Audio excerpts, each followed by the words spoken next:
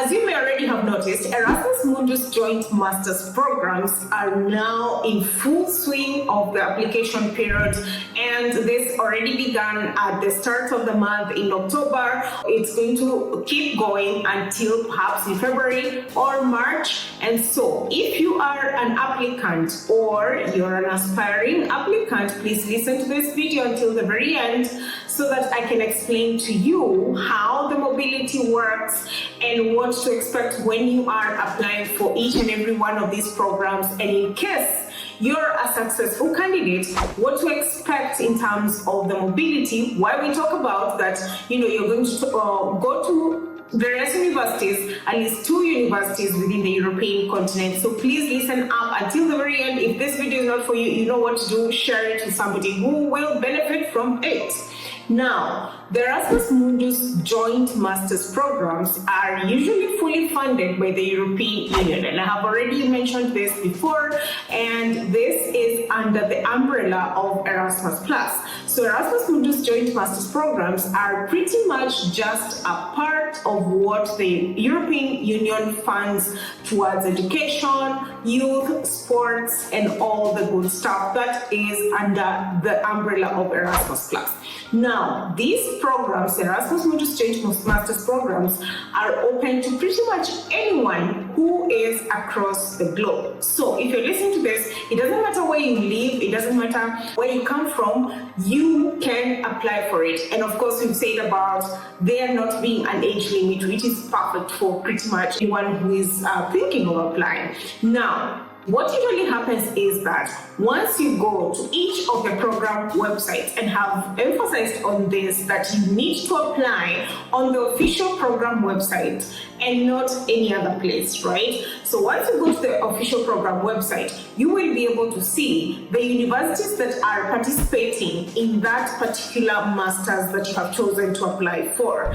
Now, once you look into the universities, you'll find perhaps some programs will have 2 universities because they are required to have a minimum of 2 universities participating, all the way to sometimes 5 universities, 7 universities, depending on the partners that would be participating in that particular masters. So what this means is that once you begin your application and you hit submit, that application goes to all the universities that would be participating. So you do not have to do a separate application to each of the universities. So what that means is that the process is actually pretty simple, because you will do everything on that program website, and the application that you do will go to the universities that would be participating. So let me give an example here. So for example, you find a master's program and you see that the universities that will be participating will be in Germany, France, Portugal. This is an example, right? So once you submit your application, it is going to be sent to all those 3 countries. And if you are a successful candidate after the whole process is over, and perhaps maybe you've also done an interview, then once you are a successful candidate, what this means is that it is explained actually on the website that maybe your first semester, because these programs are usually 2-year programs, what this means is that for the first semester, you potentially would be going to Germany, and then the second semester, you would be going to France, and then the third semester, you will be going to Portugal, and then the 4th semester, because this 4th semester is usually a thesis or a project semester, then you will choose to go back to any one of the countries that you've already been to, so that you can complete your thesis or your project. Now, what this means again is that you will be studying in different universities, so you will have multiple universities, but they will lead to one degree. In fact, when you graduate, usually some programs will choose to have like one certificate from all the universities, signed by all the universities, or you might find that some programs will give you 3 certificates from all the universities that you actually went to. So this is dependent on a program. So the mobility means that if, for example, you're coming from Kenya and you're coming to do such a program, then your first landing point from Kenya, you will land in Germany, right? And then you land in Germany, which means that when you're in Kenya, the first visa that you will actually process is the visa for Germany. Now, once you are in Germany and you have completed your 6 months and it is time to go to France, then you would need to actually apply for a visa to go to France, just in case maybe Germany never gave you a residence card, which is usually the common thing for some European countries not to give residence cards. Instead, they will give you a visa affixed on your passport, which means that it's time for you to go to the next European country. You need to apply for a visa. Now, once you apply for a visa to go to France, then you do your next 6 months. Perhaps you might just get a residence card from France, and you can actually use this residence card to go to Portugal. However, depending on the circumstances, in case your visa is just extended on your passport, then perhaps when you're coming to Portugal, then you would need to have a visa again. So apply for a visa when you're in France to come to Portugal. And then once in Portugal, usually in Portugal, it's norm for students to get a residence card. So you'll be able to get a residence card, usually valid for 1 year, and you can use this residence card towards your 4th semester as you go back maybe to Germany or France, for instance, or if, for instance, you want to stay in Portugal and continue on your thesis.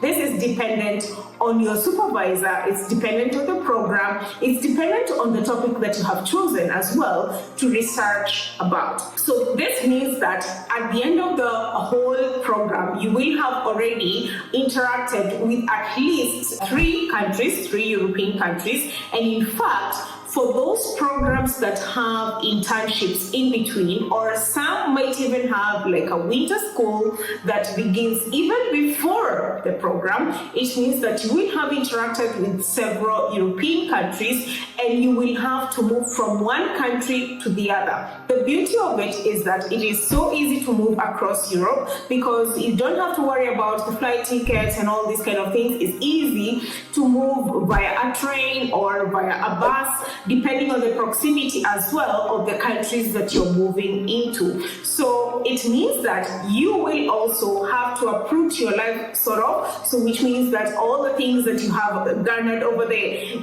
few years or over the few months, you have to transport them to the next country, and usually there are companies that actually send bags and your things to the next country, and you also need to look for accommodation in the next country, and so on and so forth until you complete.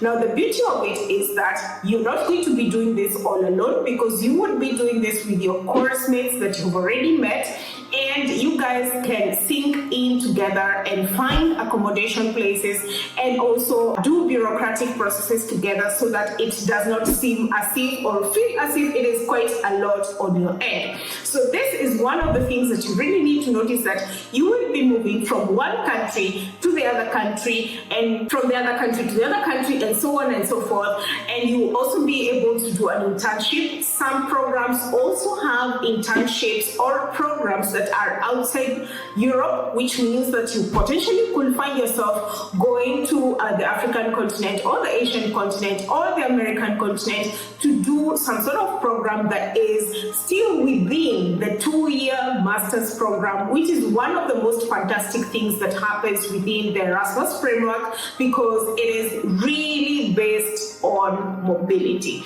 Now, as you move, you will also be still getting the stipend that is stipulated by the program. For the newer programs, you will find that every month you will be getting 1,400 euros sent to your account, and this amount of money is supposed to actually cater for your accommodation and your daily life experiences and all these kind of things. So you can be able to have a look at that and see, when you go to a less expensive European country, then maybe you save more as compared to where you need to actually pay more in terms of accommodation, and the lifestyle and all these kind of things. So you need to do also financial management so that you can be able to live in a very comfortable way as a student, obviously, because you're going to be a student and you will have a student life sort of thing going on. So this is very important for you to understand that you will also need to do some sort of financial management so that you can be able to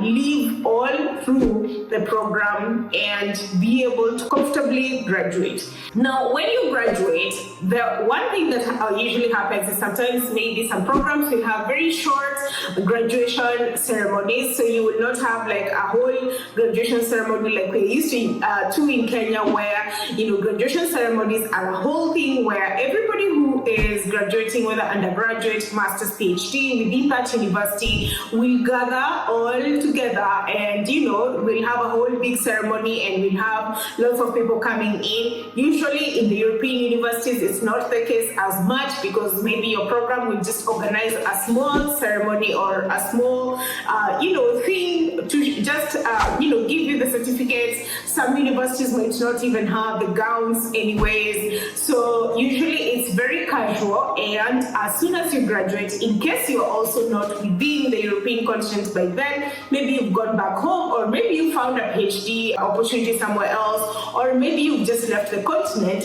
your certificate can easily be sent to you via mail, and this is very, very common. Now, I just wanted to explain this part of the mobility and the stipend that usually happens, because there's a lot that goes on, and all the information that you need to know is usually on the program website. You cannot miss it, and in case something is not clear for you, you can always ask. Send an email to the consortiums or send a message to the social media handles of each and every one of the program, whether that's on LinkedIn, Instagram, or Twitter, wherever it is. You can easily send a quick message and you can get a reply quite promptly about whatever else that is not clear to you from the program website. Now, this mobility is really very enriching because you get to know quite a lot about the European continent. You get to interact with people, the locals of the places that you will actually be going to, the cities that you will be going to study in. You also have the potential of traveling around Europe and getting to understand the European culture even more,